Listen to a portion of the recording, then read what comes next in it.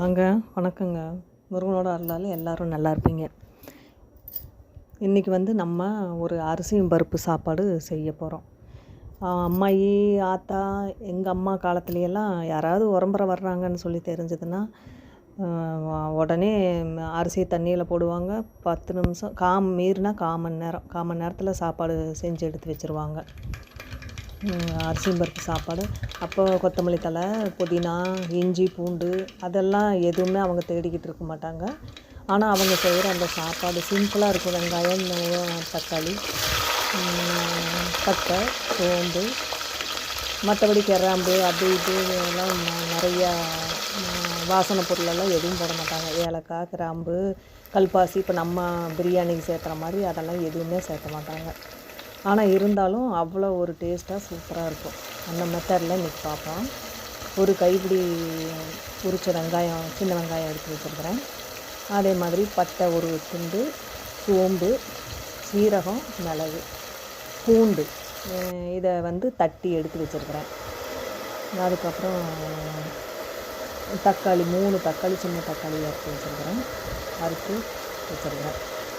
குக்கரில் அரிசி 1 டம்ளர் சாப்பாட்டு அரிசி, அதில் 1/2 டம்ளர் பருப்பு போட்டு தண்ணியில் போட்டு கழிஞ்சு எடுத்து வச்சுருக்கிறேன். குக்கரில் கொஞ்சம் எண்ணெய் ஊற்றி முதல்ல நம்ம அறுத்து வச்சுருந்த வெங்காயம்,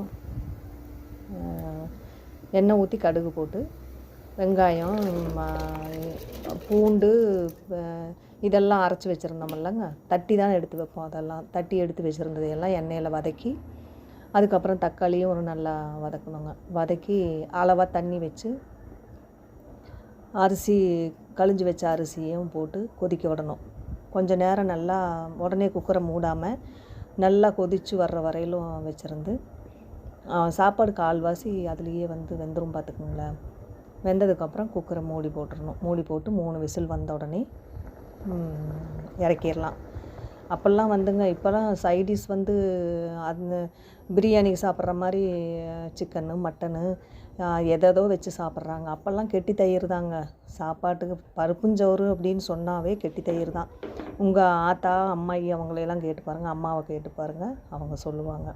அதை அடிச்சுக்கிறதுக்கு அதுக்கு காம்பினேஷன் எதுவுமே கிடையாது. இப்போ கேட்பீங்க ஏன் தயிர் சேர்த்தலை அப்படின்னு சொல்லி. எனக்கு சளி பிடிச்சதுனால நான் தயிர் சேர்த்தலை.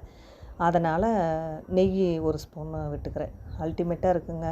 நீங்களும் இதை இந்த மெத்தடை பண்ணி சாப்பிட்டு பாருங்கள். நன்றி, வணக்கம்.